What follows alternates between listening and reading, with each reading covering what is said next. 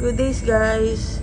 After the night shift duty ko, sobrang pagod, gutom ako, kaya naisip akong kumain dito sa aking pinupuntahang isa sa mga nire-recommend ako na pwedeng kainan ng tonkatsu na talagang masarap talaga siya.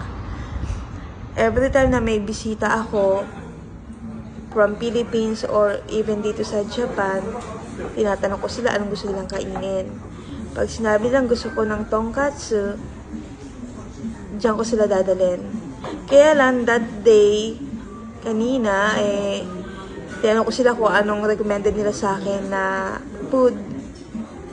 Ang sinabi nila sa akin, ito nga daw, yung itong aji fry. Kasi malaki siya talaga. Ano yan, isda sa atin. Masarap naman at grabe, busog na busog ako. Sobrang pagod ko, sobrang busog ko, nakatulog ako kanina. Kaya kung sakaling may mga gusto pumunta ng Japan at gustong mag-tourist, highly recommended ko ang tonkatsu. Punta kayo sa ganyang umise, ganyang restaurant. Siguradong masarap talaga yan. Magugustuhan nyo. Thank you for watching. God bless.